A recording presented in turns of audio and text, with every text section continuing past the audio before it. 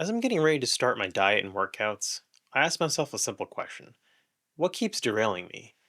I've been able to make progress for a few months at a time before, but nothing truly stuck long term. It's not the diet plan or the workout routine, it's actually the small things that slowly add friction to my life.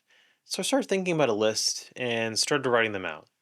These are 10 things that have messed up my diet and exercise, and the simple adjustments that make them easier to manage. And just to be clear, I haven't solved all of these. Some of them I still struggle with, and my wife will be happy to attest to that. But just being aware of them and building a few systems around them should make a big difference. So if you're trying to get back on track with your fitness and health and energy, here are 10 things to keep in mind that might save you from the same traps. Number 1, fridge friction. A messy fridge can derail diets. When your fridge and freezer are chock full of old containers, food that may or may not be expired, every time you open the door, you're doing mental sorting, and you might not be able to see what's actually still good, because it's buried under what's clearly bad or questionable. When you're hungry, friction like that can lead you to takeout. A simple weekly or at least bi-weekly reset fixes this. Throw out the old food, wipe down the shelves, and organize the food into zones so you can quickly find what you're looking for. Also, painter's tape can help if you write the made on or expected expiration on your containers. Number 2, the all or nothing workout trap. Thinking a workout only counts if you do a ton of sets, including your main lifts and several accessory lifts. While the days you actually have time to do those full workouts are great, it creates pressure to only go to the gym when you have the time to do that full, intense workout. Short workouts keep the habit alive. Even 20 to 30 minutes of a few main lifts can maintain the momentum. One third or half a workout is better than a skipped workout. Just doing your main compound lift for a few sets is better than skipping. If you think you'll make up the workout later in the week, you're gambling on your life not getting in the way. And most of the time it does. Number 3, over-optimizing everything. Similar to number 2 on the list, number 3 is about optimizing everything.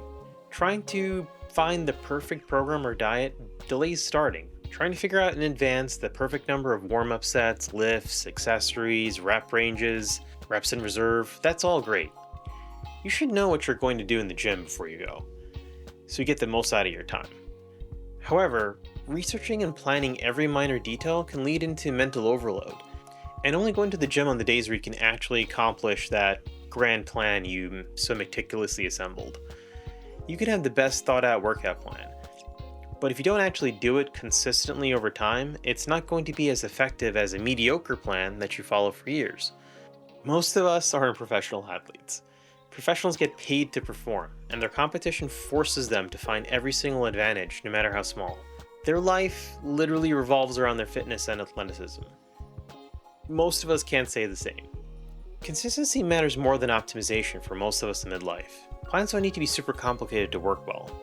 Simple, well thought out workouts done consistently gives you most of the results. Number 4, make the diet simple. Learning macros, cooking, and meal prep at the same time can overwhelm beginners. Treat the first 2 weeks like an experiment. Keep meals simple and consistent. Once the system works, then add variety and flavor. The reason I think this is important is because there's so many factors that can lead to errors in the actual amount of calories that you're consuming. Some big ones are oils or fats that you use to cook your food, condiments, dressings, spice mixes. The more complex your recipes are, the more you have to measure out to ensure you aren't mistakenly eating too much or too little. Even for people who have meal prep before, getting back into the swing of things takes time and energy. I think it's better to keep the recipes simple so there's less moving parts to get wrong and you can actually tell if your macros are working for your bulk or cut. Number 5, your first month of training should be to get your baseline. Instead of pushing maximum intensity immediately, use the first month to establish your baseline weights, improve your form, and log your workouts. And if you happen to be someone who gains muscle or strength quickly, don't jump weights too quickly even if you can lift them in good form. Strengthening your tendons and connective tissues takes more time than building muscle. I think this is a big one to keep in mind, especially if you used to go to the gym a lot when you were younger, because you might have kept most of your strength potential, but your recovery might be slower than you remember. Your connective tissues might need extra time to catch up to your muscles when you start working out consistently again. By intentionally slowing down, you can avoid tweaking your joints and getting things like tendonitis. Focus on learning the movements and building the habit. Number 6, Time has to come from somewhere. So these next couple ones are probably common sense, and they're related. But I think they deserve to be called out. New habits require time. If you add meal prep and workouts to your routine, something as still in your schedule has to get reduced. Go through your schedule and see where you're wasting time, and then consciously repurpose it.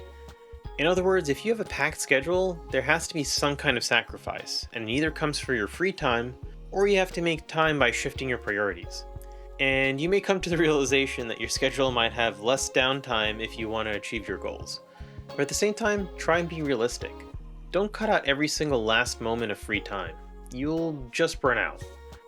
Number 7, discipline. Handling everyday responsibilities consistently, laundry, work, organization, it reduces stress. And this is where my wife will start doing a slow clap in the background, as I'm not the greatest with this. Sometimes when we start new habits or try to do new things, our previous responsibilities get sidelined, and they pile up. And inevitably, this leads to a stressful catch-up session that then leads to missing out workouts or not cooking. Being mindful and trying to stay caught up on everyday chores and responsibilities can help you stay on track with your new goals. That discipline creates the freedom and mental space needed for long-term habits. Number 8, your life is interconnected. Changes in diet and exercise affect the people around you. If you're super into dieting and working out, and your friends are into drinking, that's going to cause issues.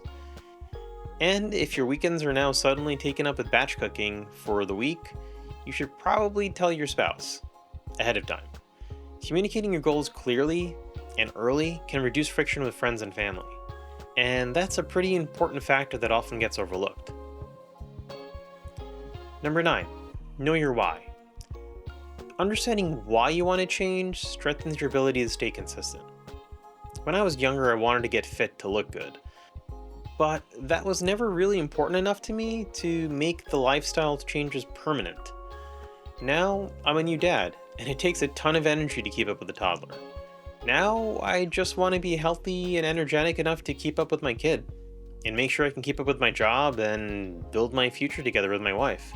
Health, energy, family, or confidence, your reason helps shape your identity. Just make sure you know the reason that you're doing what you're doing. And hopefully you know yourself well enough to understand what really motivates you. And number 10, don't turn one slip into a spiral. One bad cheat meal doesn't ruin a day. One bad day where you missed a workout doesn't ruin a week. And a bad week doesn't ruin a month. When you stop and think about it, it makes total sense. But we've all had bad days where something's getting in the way and puts you in a terrible mood. And then that mood and the emotions behind it, they're in the driver's seat, not you. Take a breath. Reset quickly. Consistency over time matters more than perfection. Those are the 10 things that have tripped me up over the years. Being aware of these patterns and building small systems around them makes staying consistent much easier. If you're working on your own reinvention, hopefully a few of these help you avoid the same traps. And remember, most of this isn't about doing more. It's about making it easier to keep going.